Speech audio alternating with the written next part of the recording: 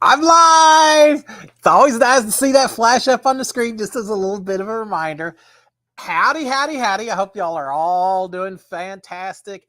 A happy official Juneteenth to y'all. I know it's a federal holiday this year. It's been a state holiday in Texas for quite a while, but happy Juneteenth to y'all. Happy Monday to y'all. Let me start off with the big old SKD 143. I love my wife. I love my kids. I love reality TV, and I love all the fellow reality TV fans out there, especially you guys who come share every Monday night with me. Thank you. I always appreciate it. I absolutely do. If I haven't said it before, if you aren't already subscribed to my channel, please go out and subscribe. Turn on your notifications, and if any of y'all get a chance to go out there and hit the little, I think it's thumbs up for YouTube, hit the little thumbs up or the like. They tell me that helps in terms of showing up on search engines. It's always appreciated. So thank y'all for that. But more importantly than any of that, I'm just glad y'all are out here. Man, y'all realize 16 days to Big Brother 24. So we're going to talk about that, of course. But before we do that, real quick, I wanted to see who all my friends and buddies were out here, and got a few little things to talk about as well. Jake the Horror Movie Geek. Jake, how are you doing, sir? Mark Taylor as well. Hey, Mark. Maureen Carroll saying it's hot here in Augusta, Georgia. It's hot here in Texas. I don't know if we've hit 100 every day, but we certainly are hitting it with the feel-like temperature. It's a good time to be indoors. Big Brother can't come quick enough. Nothing better than cranking up the AC, turning out the lights, and watching a lot of people creating all kinds of chaos and everything in a house a long way away from here. So yeah, it's a little hot down here as well. Howdy, Maryland Southern was out here. Anthony Stike as well. And just got ahead of myself. Sorry about that a little bit. Joshy PA, Joshy Kiki, Crossover Bunch Show. There's a name for you. Double X Typhoid, Keith Franken, Elisha as well, and D. Ellis, Star. Man, I got everyone out here. I hope y'all are doing fantastic. Amanda Lowe, howdy, Amanda. How are you? And I think I pretty much got everyone. And D. Ellis is saying hello from Alabama. Well, welcome to Alabama. I'd like to go. I want to go to Alabama this year when A&M plays Alabama in college football. I probably won't because I know the tickets are going to be outrageous and everything else, but I'd like to go pay a little visit to Alabama. That'd be a lot of fun. Did I say Marina, Carol, and Mark Taylor? I think I did, but if not, howdy to both of y'all as well. All right, before we talk Big Brother, because y'all know we're going to talk some Big Brother this evening, right? But before we do that, and I saw a couple of questions on here I'll try to get back to as well. And in addition to Juneteenth, I hope y'all all had a fantastic Father's Day also, which was yesterday. If you missed it, you still have time to make a phone call, and I guess most of that's mainly what we want is just a chance to hang out with our kids and family. So do that if you get a chance as well. But happy Juneteenth and Father's Day to y'all. All right, now, besides those particular events going on, I got a little question for y'all. All right, now this is kind of off the wall, but on this day in history in 1893, only 129 years ago, if my math is right, I think it is. On this day in history, we had a famous trial that led to an acquittal of Lizzie Borden. Lizzie Borden was acquitted of killing her mom and her dad. Can you imagine 129 years ago, people are still talking about something that happened so far back, which as horrendous as it was, we've had a lot worse stuff since then as well. But poor Lizzie Borden forever. No, poor Lizzie Borden's parents, right? But all right, really, this is the only reason I brought this kind of gruesome thing up for y'all. How many of y'all have heard the little kids rhyme? And I guess I'll say it just in case you haven't. Lizzie Borden with an axe gave her mother 40 whacks. When she saw what she had done, she gave her father 41. All right. And the reason I asked that, a little bit of a controversy within the Hog household, because I grew up listening to that freaking little rhyme over and creepy. A lot of kids' rhymes are based on kind of creepy events. Ring Around the Rosie is all about the Black Plague. Morbid people back then. But I had always grown up hearing that Lizzie Borden little ditty rhyme, whatever you call it. My wife, Sharon, she'd never heard it. I started saying that today, And she's like, oh my God, where did you hear that from? I said, how'd you not hear it? So I want to know from all of y'all out there, before we start talking some Big Brother off, how many of y'all have heard that? Lizzie Borden with an axe gave her mother 40 whacks. Am I it? Did I just grow up in a really creepy, dark neighborhood or something? If not, y'all tell me, because I really want to know, am I alone in making out? Did I just have some kind of horrible, weird dream that led to that little saying? I hope not. I thought it was a pretty common little deal. So y'all fill me in. All right, now Maryland's and Southern's already saying, nope, never heard that. All right, well, man, all right. Someone back me up. If I find out that I am in some alternate reality where no one has ever heard that rhyme except for me, then I don't know. I'm going to lay off the caffeine and the coffee, I think is what I'm going to have to do. All right, Kiki's saying I know that one. Ed Brewer's saying when I was a kid. All right, Keith Franken's saying I have not heard of it. So it is sounding, and Andy W saying I've heard, we used to jump rope to it. That's what I thought.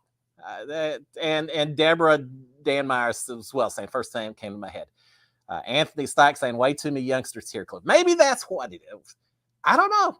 Sharon and I, we grew up in very similar, everything, and she'd never heard it. So I don't know, maybe it's a North Texas thing. It sounds like it's more than that. At least some of y'all have heard it, so it's not just some weird alternate reality that I'm dealing with. So there you go. We'll move on to something else. But Lizzie Borden was acquitted this day in 1893. What? So it's two of the most famous acquittals, Lizzie Borden and O.J. Simpson. How come they aren't doing little jump roping rhymes to O.J. Simpson, huh? That'd be dark. We'll just move on from that because that'd be a little dark. But just a random thought that came through my mind as I was talking. All right. So there you go. Now, beyond that, one more this day in history, and then we'll move on.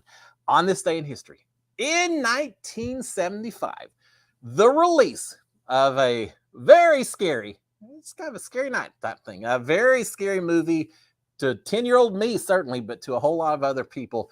On this day in 1975, the release of Jaws.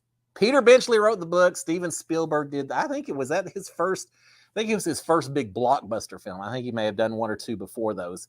But Jaws was released. Oh, I remember this thing. It came out before the 4th of July, but it was the movie to go see on the 4th of July. I think this was maybe one of the first just huge movies that came out during the summer. And I remember we went and saw it 4th of July. We waited in line forever for our showing this movie, but it was Mom and Dad, my brother and I guess one of my brothers has been born, but he was a baby, so it didn't matter to him, but it sure mattered to us. It was scary. I'm a little amazed that my parents actually took us to that one since I was only 10 years old. My brother was 9. But I remember getting in there, the lights turn off, and the first scene. Can you spoil a movie that's that old? Probably not. But I remember at the very beginning, girls out swimming in the water, and it's dark, and you hear that dun, dun, dun, dun, dun, dun. The first time I ever heard that little song, and it just got the blood pressure going up. By the end of that movie, I walked out of there thinking, thank God I don't live anywhere close to an ocean, because there's not a chance that I am ever getting in the water after watching that movie about Jaws the shark. So poor sharks out there, just minding their own business, and here they are. The movie comes out, and everyone hates sharks. Of course, they stayed away from the sharks after that, right? That was a scary movie. I assume most of y'all have already seen it, but if you haven't, watch Jaws. It's old school. I mean, nowadays you got to have all the special effects and all, Inception and all of these that have so much going on with plot and all that. Think about Jaws. That was a pretty basic story. The big old shark offshore of Amityville. Amity? I think it's Amity. Big old shark offshore, and if you get in the water, you may get eaten. And eventually a couple of guys say, well, let's get on a boat and go kill the shark. There you go. That's a 15-second plot to explain a $40 million blockbuster movie. Oh, it's so scary, though. So if you haven't watched Jaws, watch Jaws. All right, that's the enough of my Cliff Hog movie review. I give it 2 thumbs up. All right, let me. Kiki said I couldn't even go in a swimming pool. Yeah, I get that. Just being in a body of water of any sort kind of made you a little bit nervous, right? I absolutely do understand that. Cindy said, I have Jaws on DVD, saw it on the big screen as a teenager. I knew that what the movie was about. You know, as a shark that's killed people. It's not that I didn't know anything, but not knowing that much about it, and you get into that theater. I remember people just screaming. There was one scene where a head kind of rolls out of a boat, and so, oh, back then, yeah, it was pretty dramatic. So, yeah, it was great. And I've seen a few other people saw it in the theater. Saw it, was 12. Yeah, it was pretty scary because of that. I just thought, well, you know, Jaws being released and everything. I figured that was a good time to use this as a background. Y'all recognize what that is? It's got a little Big Brother connection, right? So yeah, let me know when you recognize what that is, and then I got a trivia question for you afterwards. But meanwhile, what do we have? Let me see. Mark Taylor said, watched our, yeah, let's go talk about something a little more exciting, not exciting, a little more happy moment, happy news. Watched your team the College World Series. Sorry if they got knocked out. Figured the best comp for you from Big Brother. Okay, couple of different subjects. Yeah, my Aggies got beat, but they came back and they won yesterday, so they're still in the College World Series. They got a game tomorrow, so ever the optimist. I am cheering on my Aggies as they go through the College World Series. All right, the other comment. Figured out the best comp for you from Big Brother 16, chess or checkmate. You can only move 3 squares till your partner's out. What do you think? Yeah, you know what? I really went in to my season of Big Brother looking at past strategic games. I looked at that game. I remember there was a game where you would roll, you'd be inside a big die, and you'd have to roll the die around until you came back and a certain number was pointing up. There were some of those different strategic competitions, and I studied those things before I went in the house, and I tried to figure out what's the quickest number of moves you can make. How do you want to make, because you're right, that competition, there's a similar one that's like a flag type deal they've done in Survivor also. And I studied all of those to try to figure out how do you make your moves, because there's one where you make like 1, 2, or 3 moves and you choose ahead of time. I had all those strategic ones figured out, and they didn't do a single one of those during my season. And I mean, call me cocky, call me arrogant, but I just feel like if there's that kind of strategic competition, as opposed to running back and forth or doing some really high level athletic type comps, I could have done a strategic one. I was really disappointed that we didn't get at least 1 or 2 of those as a veto, as an HOH competition. I think I would have done pretty well, but never showed up, and that's been the trend. I know people have looked at studies, and they see that some of the competitions they had in earlier seasons of Big Brother, they've moved away from them, and they've moved more and more to the athletic competitions more recent Big Brother seasons. And I've heard different reasons that they think that people don't enjoy watching the cerebral competitions as much as they like watching the big high energy, high activity. I kind of disagree with that. I mean, I think there's some like spelling competitions that you see a lot of fun moments coming out of some of these competitions, and it's nice to see people having to make some decisions and all that. So I know we saw in the last season or two some competitions that were more thinking type competitions, but they did it where the people, I think the key is do something where the people at home can play along. You know, that chess competition, people at home are saying, oh, I do this, I do that. And as long as it's something that people can follow along and figure out what's going on and make their own guess, I think that's a fun one to do. But they didn't. So yeah, it was disappointing because I was ready for that one. All right, Chris is saying, I'm having a hard time figuring out what Otev is like. All right. And maybe, I'm assuming, Chris, that may have something to do with my background, because yes, indeed, this is Otev the Shark. And this is from season, I'm pretty sure it is season 13. And I think Adam won this veto competition. If not, I'm sure someone out there is going to tell me. But I think, I'm pretty sure this was from season 13 of Otev. My season, and we talked a little bit about last week, my season was Otev the pesky pigeon, the paranoid pigeon. I think paranoid pigeon maybe. A bird that sprayed all kinds of bird stuff all over us. They had a shark. Yeah, that's pretty cool. I always like seeing Otev every year going with something just a little bit different. Chris is saying week 3 is usually a quiz competition. Yeah, and we had we had some quiz competitions that were kind of memory based, and we had some competitions where I know the HOH that was the day before the 4th of July, which we were in the house before the 4th even started. These house guests, they won't even be in the house yet. But we had a competition the day before the 4th of July that involved watching fireworks and saying what color firework showed up the most or was the last, things like that. That's hard. But yeah, we had some of those and we had the memory ones, but I wish you had one that was more of a strategic, just step by step. How are you going to respond to this person doing this? Yeah, whatever. I could gripe about the competitions we didn't have and complain about some of the ones we did have. But hey, expect the unexpected, right? That's what it's all about.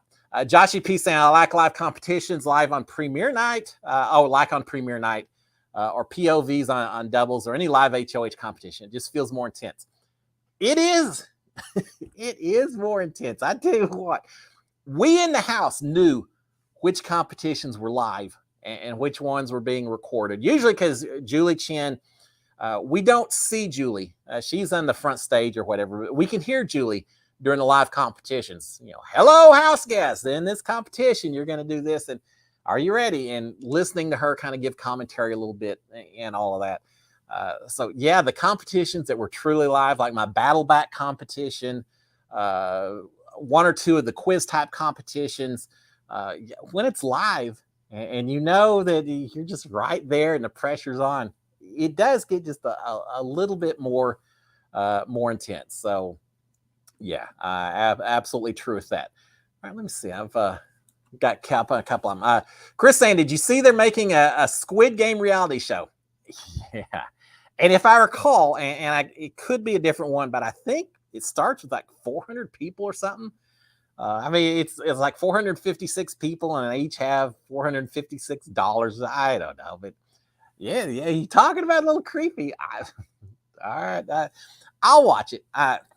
Any reality show I'll watch. Hopefully the losers just walk out the door and head on home, as opposed to facing the more permanent results that we saw in Squid Games, right? That was a creepy show to watch.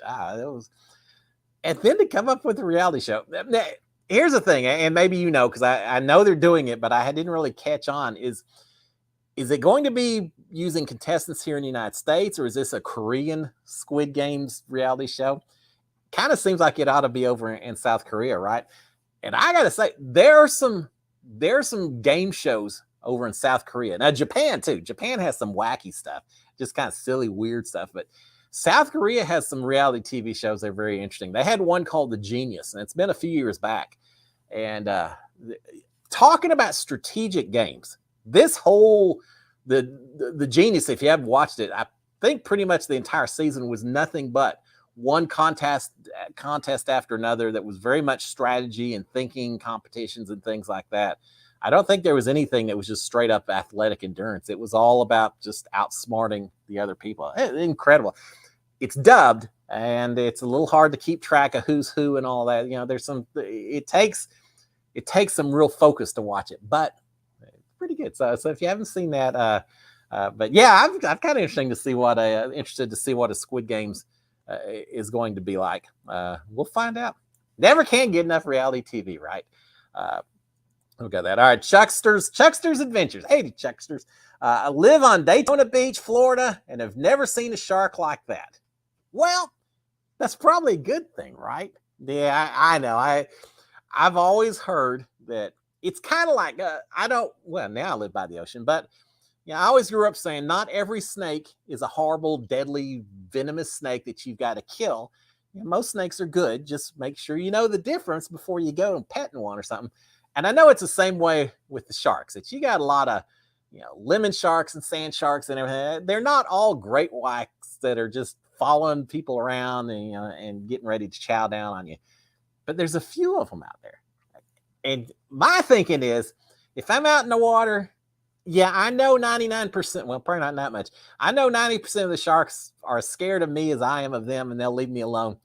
Not worried about them. Worried about that one shark that may think that I look particularly tasty on that hot summer afternoon. So, I know. And Daytona Beach, I'm sure, probably safer. if there were a lot of sharks at Daytona Beach, you probably wouldn't have quite as much swimming, right? Except for spring break. And I think college students probably don't care so much. But you got other places, Australia and the Great Barrier Reefs and some of those where you got some areas where there's a lot of badass sharks out there. So when they get close enough for you to tell a difference, it's probably too close and too late, right? All right, Mark's saying when they set up the water in Otev, is that the pool they're using, or do they just let water in the backyard? No, it's not the pool. Here's what, some of y'all may know, but not everyone. When they get the yard ready for a lot of these competitions, it's a lot of work. And we never saw it actually happening because the door was closed in the backyard. So we weren't allowed to watch. They didn't want us seeing what kind of comp it was or anything. Which doesn't mean that I didn't occasionally walk by that closed door and just kind of meander around a little bit and keep my ear open and see if I could hear what kind of construction was going on. There was a lot of discussion while we were in there about, I heard a lot of cranes and everything moving in the backyard. You can hear the beep of the forklifts and everything. Something big is going on. They're building something big out there, as opposed to other times where they'd just be hammering. And then you say, we're hearing hammering and that's it. So maybe it's not anything huge. Does that mean it's going to be just a little quiz, setting up the little booths and that's it, as opposed to some big Otev or the wall? The tiniest bit of information while we're in that house, we would try to make assumptions and figure things out based on just whether it's hammering or cranes that we're hearing out in the backyard. You never know. Sometimes we were right. Sometimes we weren't so much. But one of the things that they do in the backyard, that swimming pool, I think almost pretty much all the time, I think they've got something that goes over the top of it. They cover it up and then they just build whatever they want to do. My season of Otev, no, that the area that had the water was bigger than the pool and it was elevated. I think they just brought in, and we also did the veto competition, taking our clothes off in a jet ski, and that was a huge pool of water in the backyard. I think they just brought in an above ground pool of some sort and decorated the side so you couldn't really tell a difference or something. And I think most of the Otev setup was, I don't know, heavy plastic with dirt all poured on top of it, and then water for the swimming pool part, and then they decorate it all up. So now everything is pretty much covered up, so that at that point they can either put padding on there if it's something where you may fall, or it just depends on what kind of competition it is. There were a lot of them when we would go out there where, like the wall where you fall off, it's pretty thick. And that's why I laughed so much when Jessica fell off. It's like, my God, you're falling into about a 3-foot pad worth of spongy stuff. You're going to be fine. But she was still a bit worried. But yeah, very springy stuff that we would walk across at the end of some of those competitions. But yeah, I'd love to see how quickly they were. It always amazed me they could build some of those sets. Not so much that they could build them. I mean, they took several days. But they would get done with the veto competition, and by that night, we could go out in the backyard. I'm amazed how quickly they could take some of those things apart. That blows me away. But who knows how many people were back there? I'm sure dozens and dozens of people all working, which is always kind of humbling. Dozens and dozens of people all in the backyard doing stuff just for the benefit of 4 or 5 of us that are sitting there in the house. Kind of cool. As I say, a little bit humbling that so much was involved in watching us act like fools and playing the game and everything else in there. Joshy P saying, always amazes me that they can build and destroy the comps each week. Yeah, we're thinking the same way, Joshy. It's a lot of work. It's a heck of a lot of work. And I have heard, and it's anything official, I've just heard, reading rumors stuff, that at one point Big Brother had tried to maybe get another sound stage or another part of the CBS studio, something else where they could have a dedicated area just for the competition, so that we as house guests would always have the backyard, and then they could build the competitions and probably do it a little bit more casually, which probably means cheaper and all of that. But I guess it never worked out. So it's the way it is. But yeah, I've always heard that. Do you hear talking in the backyard? Every once in a while. Here's what we really hear. The two things we hear is a lot of airplane and helicopter activity, because there's an airport very close. I remember sitting up there and looking at these airplanes, and just thinking, oh, all of those people that are flying somewhere. I haven't left this little 50 by 50-foot area, in the last 3 months. And these people are flying to some wonderful destination. And I'm sitting here trapped like I'm in a zoo or something. But we had a lot of airplanes that would fly overhead. And that was a little tough because sometimes when some of these competitions are being filmed that aren't live, and instructions are being read out and everything, sometimes the plane would fly over and all of a sudden it's like, I can't hear. It's loud because the airport's close enough. The planes would be very low sometimes.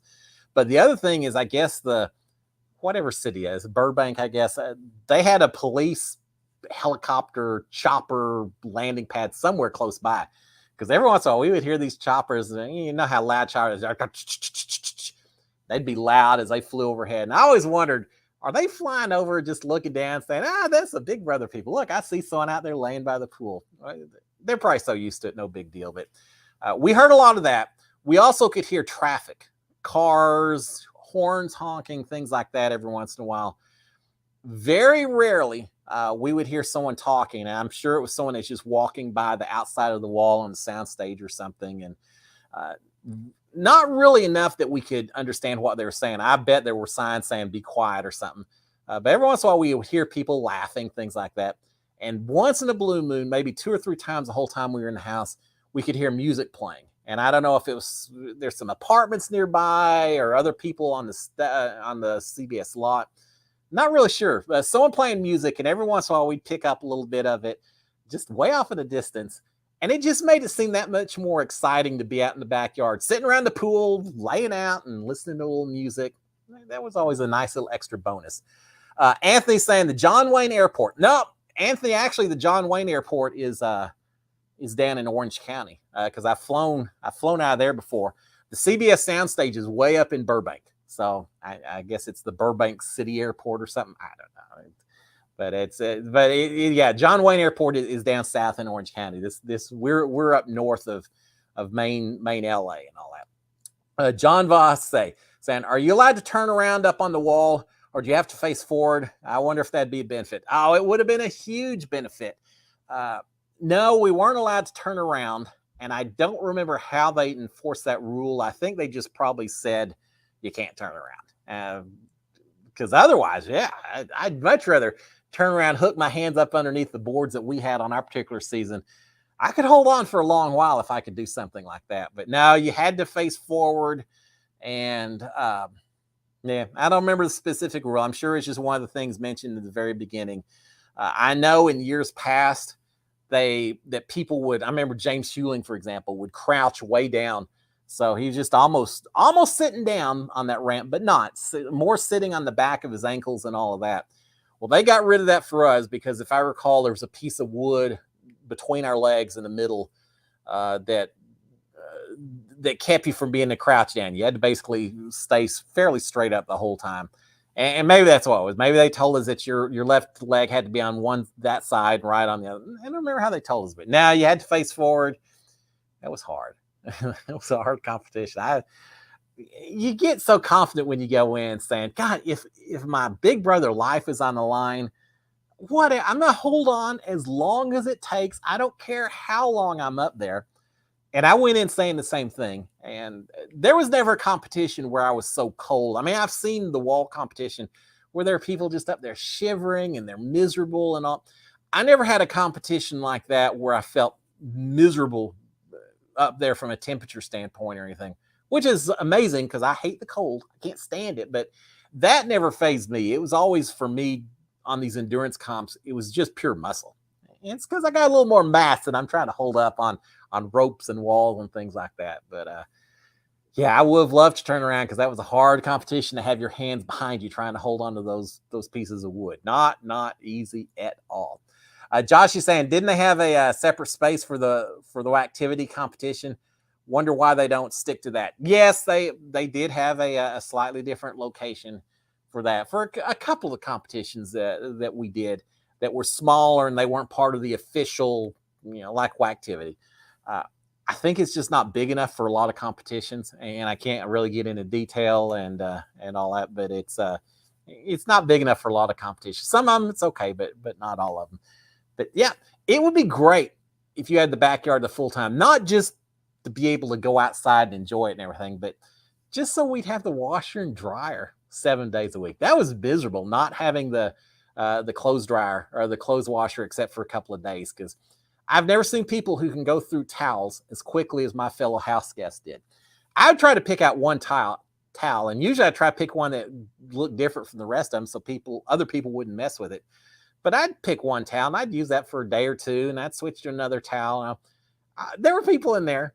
I swear they would go through 3 or 4 towels in a single day. And of course, I got a lot less hair than some of the ladies in there and all that, so it's easy for me to say. But yeah, I'd love to have access. Big Brother Canada, that they've got their washer and dryer indoors, so they've got the access. I think Big Brother producers kind of like having us trapped inside the house. I think it creates a little bit more short tempers, a little bit more, I don't know, just confinement. You get a little more cabin fever when you can't see what the weather's like outside, where you're trapped inside with all the stale air. It does a number on your psyche, and I think they know that. Who knows how much work has gone into to Big Brother psychologists and all these who said, what can we do to maximize the amount of discomfort of the house guest in here so that we can just make them a little uneasy and up that paranoia level and the chaos and everything else. I wish hopefully someone at some point just writes a little book, or some psychologist does a whole little study of it. If you're majoring in psychology, yeah, think about that. Tommy and Nick both have degrees now in psychology. Why didn't one or the other at some point in time write something about Big Brother? I'd love to see it. Figure out some of what goes into the thinking. So let's see. What else do we have on it? I'm getting so full of it. I said we're going to talk about Big Brother, and we are. But before I do it, let me do one thing, because I was going to do this last week and I just forgot. Ma and Brian Hostetler are my 2 moderators out here, and I never even really asked them for permission. We had a troll during one of my shows, and I knew that they were typically out here, so I made them moderators. I just wanted to take a quick moment and thank you guys. I know last week that I had a little bit of a troll out here, and Ma took care of it. Thank you for everything you do. I appreciate your efforts to keep the show going smoothly, and I didn't ask you, but I appreciate you helping me out. So I just want to take a moment to recognize y'all's efforts and kind of give you a shout out for it. I do appreciate it. All right, a couple other things, and then we'll get back to Big Brother. It's funny, guys, because 7:58, 7:59 rolls around. Next thing I know, I'm saying goodbye, and I get done, and all of a sudden I see comments that come through either afterwards or even after the show shut down. Some people there watching a replay and things like that. And there's lots of times I say, gosh, I need to remember that for next week. Sometimes I answer in the comments within the YouTube, but sometimes I just forget about it, or we start talking like this. Next thing I know, I've run out of time. There were a couple of things from last week that I just wanted to hit on. If y'all ever have any questions and the show's over, doesn't mean that you can't still ask them, because this is all about give and take, and me telling y'all, answer some of y'all's questions on it. So I did have 1 or 2 comments. There's one in particular I really wanted to hit on because I thought it was so funny. And this is from Don Ochat, who said, and I'll just read it verbatim because I think it's hilarious. She said, my dog caught on that when I watch Cliff Notes, it's time to go for a walk or time to play ball. So now when she hears my voice, she gets all excited. Thanks, Cliff. Now you now have a voice-activated dog trainer that means fun time. Well, there you go. I appreciate that. I think that's pretty funny that I guess my voice is distinctive enough that maybe a dog recognizes that it's Cliff Notes time, and that get to go have some fun afterwards. And so yeah, I thought that's pretty cool. I never really thought about my voice too much one way or the other, other than knowing I don't have much of a singing voice. Thank God that, there's a reason I was on Big Brother and not America's The Voice or something else. But I know I was in it's a dog treat. It's a dog. My voice is a dog treat. Okay. I served a little earlier in the year on a jury trial. Nothing nothing huge or horrific. It was a speeding trial. But as part of the trial, we had to wear these big old masks because COVID and all that. We had to wear all these masks. It just covered about our whole face. And because the attorneys wanted and the witnesses wanted to be able to see your face to see how you responded, which I don't get completely, but it was kind of a see-through plastics. So it wasn't cloth, it was plastic so they could see, but then you breathe, it just gets all fogged up. It's miserable. It's the worst mask I've ever worn. But because of that, the whole time this jury, we're doing all our stuff, no one's really seeing each other's faces too much. But we go through the whole trial, and when we get done, this one woman comes up to me and she says, I know you from somewhere. I know you from somewhere. And I asked something like, oh, do you watch much reality TV? And she said, you're Cliff from Big Brother. I recognize your voice. And I thought that was funny because I have people recognize my face when I'm out, running around doing whatever. And so I know from a face standpoint, people sometimes recognize me, but she's probably the first one that ever, hearing nothing but my voice, knew who I was. And it's like, oh, okay, well, that's kind of cool. All right. So yeah, I guess my voice, distinctive enough for a fellow juror and distinctive enough for the dog to know that it's fun time when I start talking. Johan said, did your voice sound different on TV? I don't know. Maybe. Yeah, that was always your thing. Whenever you record on video or anything, my voice, I always feel like it sounds higher when I'm talking, when it's recorded back on TV. In my mind, my voice is a deep old voice, and on TV, not so much. I don't know. Did it sound different? Maybe. I never really thought of it.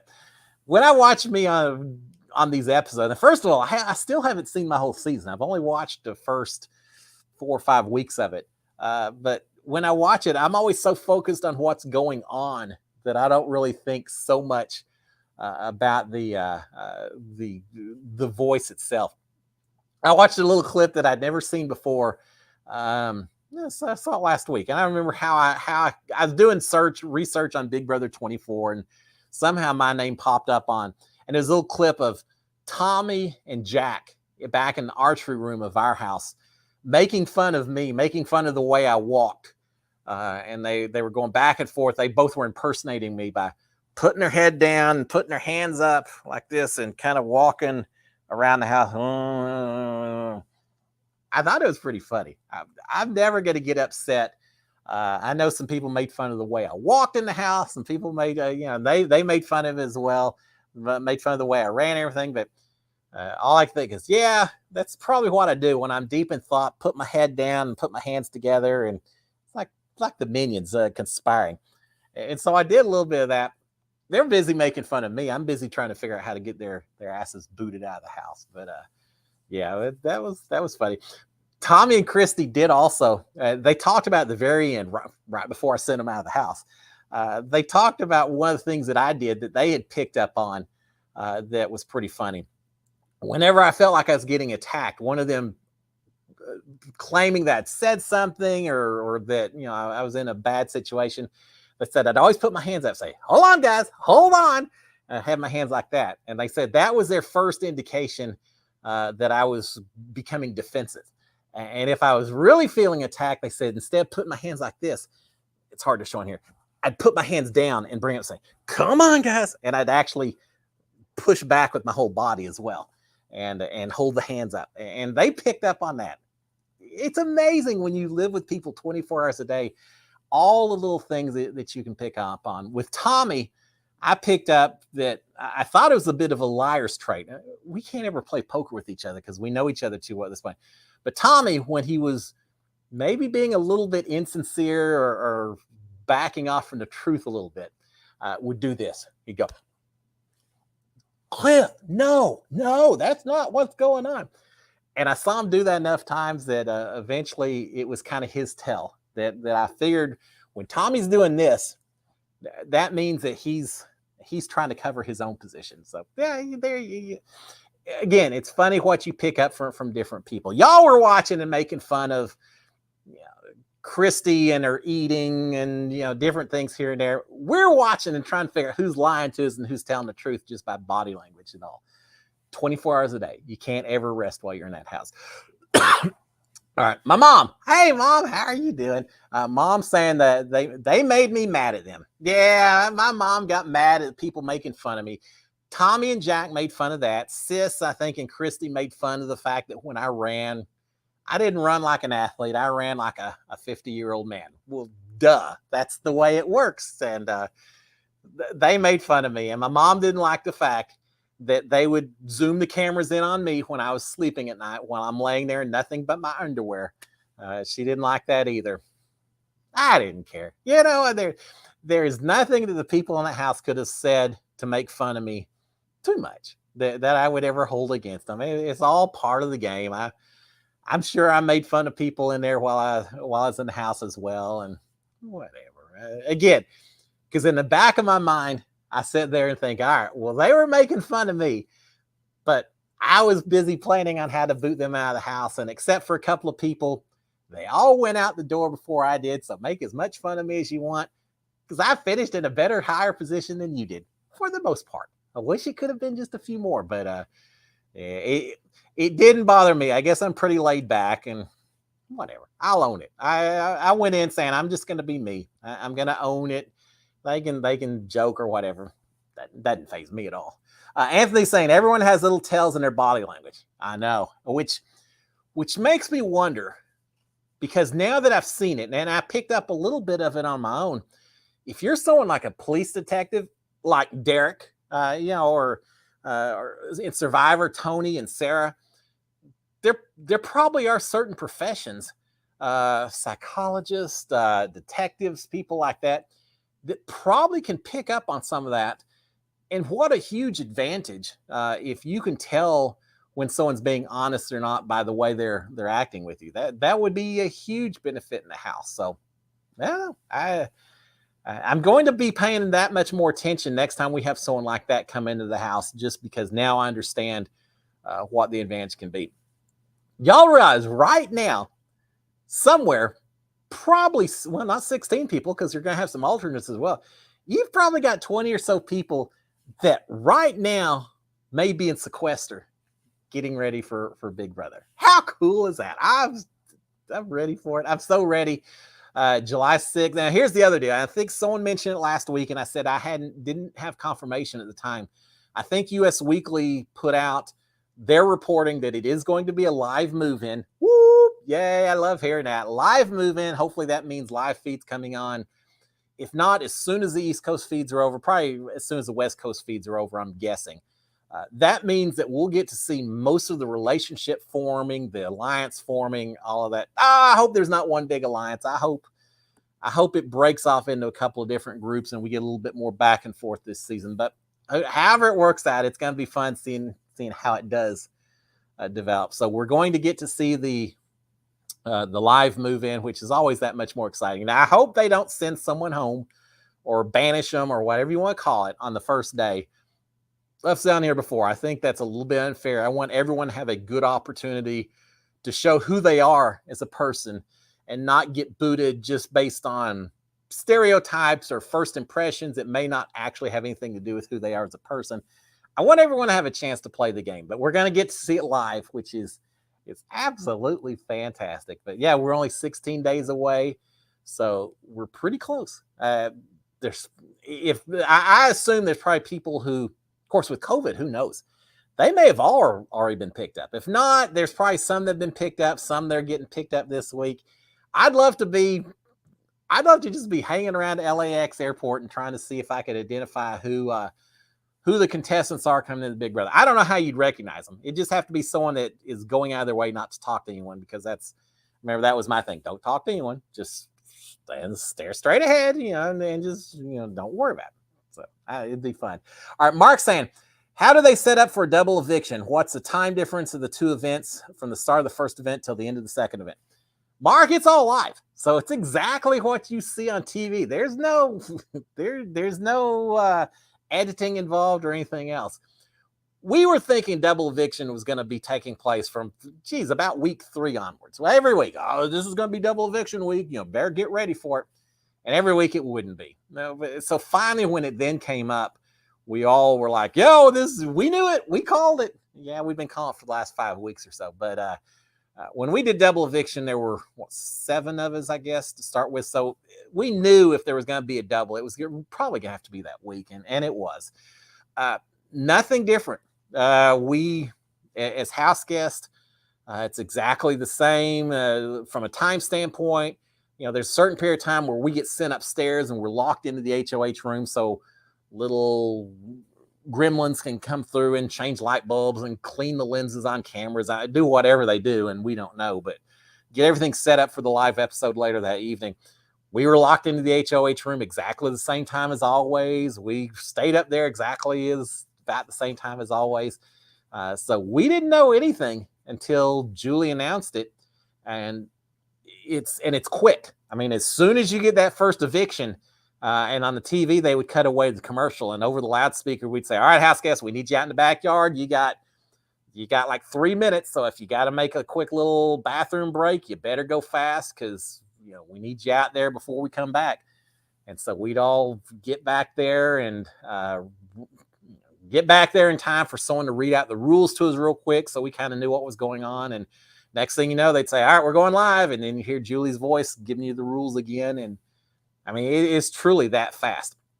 During my double, my season, because you remember the first part of our double was putting a puzzle together and then knocking a ball into a hockey net, which Nicole won. Yay!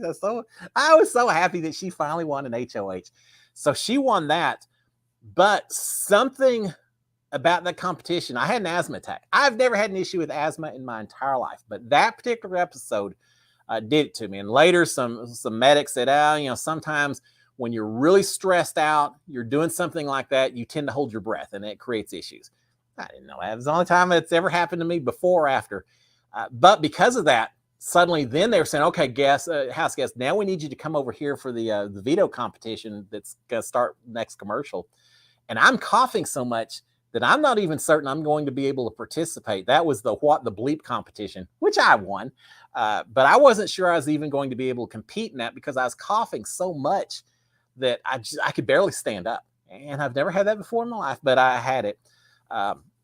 And finally, Holly was a little concerned, and Holly has asthma. So Holly said, "Hey, I've got a breather in just inside if you want to go take a quick huff or two of my breather."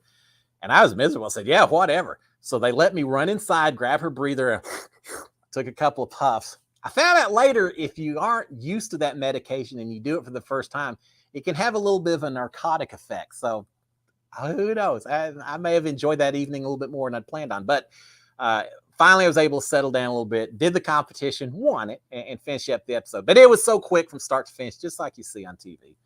All right, Anthony's saying, I kind of think you actually played a game similar to Sun Tzu. Sun Tzu, the war rules person, or okay, yeah. Well, thank you. I was sitting here in my mind saying, was there a Big Brother house guest named Sun Tzu? I don't remember, but yeah, the Rules of War.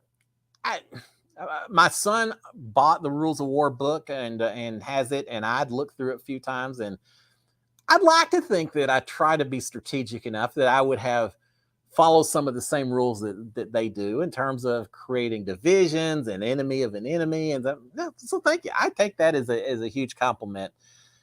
It's tough to play strictly strategic game. Everything, you can't keep the emotion and relationships and everything out of it. I tried to, but sometimes better than others. But yeah, I tried to really think about everything I was doing in there and do it very objectively and strategically. Sometimes better than others. All right, Brian's saying, how did the random draw work? Yeah, it was absolutely a random draw. The way it worked, for example, the very last competition I participated in, the Win It and You're In It, the veto competition with the final 4 of us in there. Before the competition, someone, probably Nicole, since she was HOH, I guess, but Nicole went into the storage room, came back. There'd been a bag in there, just like a little velvet bag, and it had 4 chips in there. And they said, y'all each need to draw a chip. This is going to show the order that y'all are going to compete in that veto competition. And so I think Nicole drew first.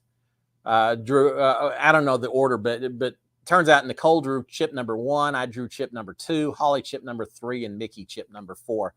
At the time, I didn't think that much about it. I would have preferred to do it later, just to give me more time to kind of pump up and all that. Mickey always wanted to go first and get it out of the way. Well, he went last. I was second from the first. Didn't realize at the time how hot it was outside. And when Nicole and I did that competition, the sun's directly overhead. It's just beating down. 140 degrees out in the backyard, I bet. So it was miserable. Because I did it and managed to scrape up my knees so bad that I got blood all over the turf out there. They had to go out and do all kinds of bio cleaning and all kinds of stuff.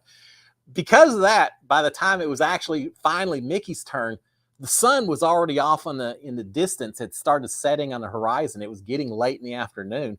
So he didn't have the sun beating down on him. It was nice and shady and probably 20 degrees cooler. And I absolutely, to this day, I'll stand by this. I absolutely believe if the order had been reversed, if Mickey had gone first in the intense heat and Nicole had gone last when it was shady and everything else, I think Nicole would have won that competition because they were only off by a couple of minutes. And Nicole said she had to take a few breaks for water and things like that. So I think everything could have been different. It's just a random draw. But no, that's how the random draw works, is a bag with however many people are left, chips in it, and you just reach in, grab a chip, and there you go. Nothing more involved than that. 7:54. Wow, it goes so quick. Joanne said, has there ever been an HOH that didn't get a letter? Yeah, in my season, I don't remember that Christy got a letter when she won that very first HOH. I think, I feel like she didn't get pictures, and I don't know if she got a letter or not. I guess I need to go back and watch and see, but she didn't get that.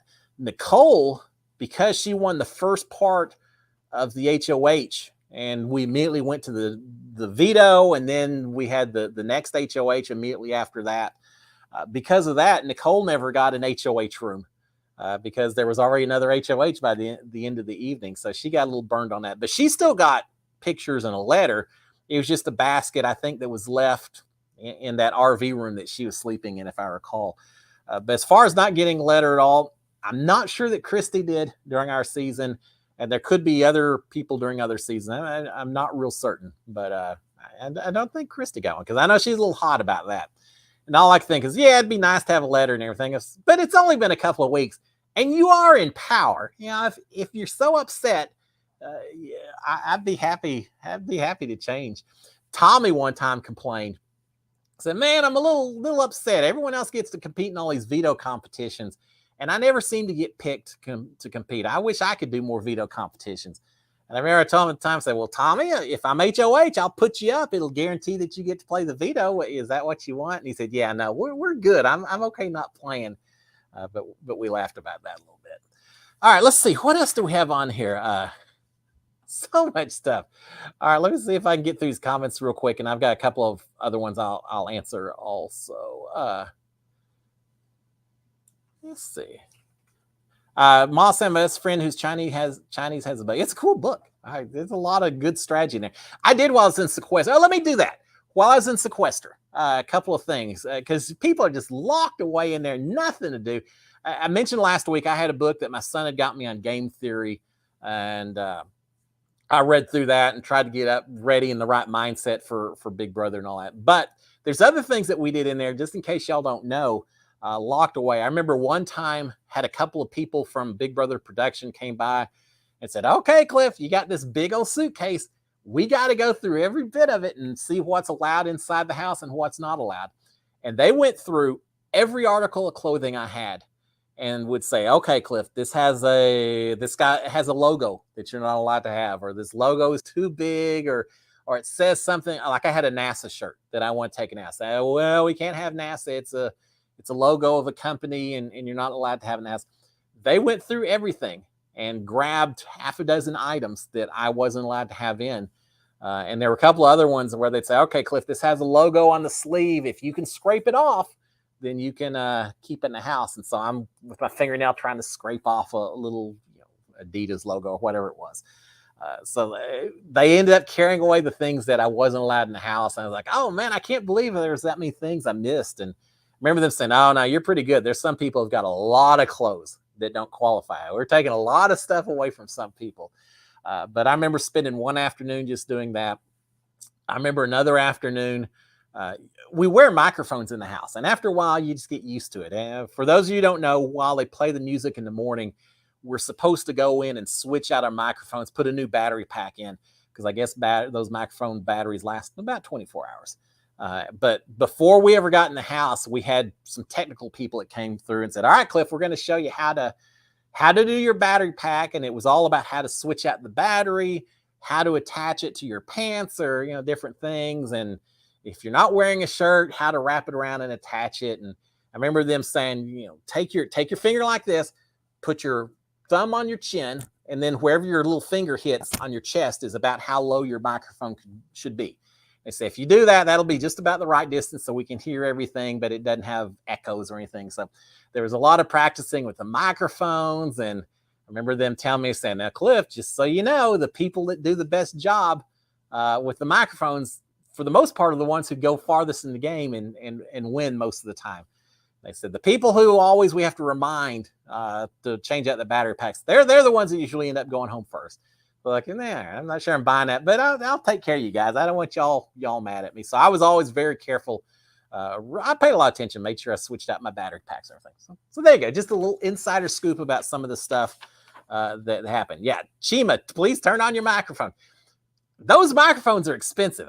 When she threw hers in the hot tub, they warned us. They said, if it falls in the water, don't try to hide it or anything else. If you accidentally get in the shower with it, don't try to hide it. Just immediately come in, tell us that your microphone got wet. We'll switch out a new one. You're not in trouble as long as it wasn't intentional. We'll take care of you.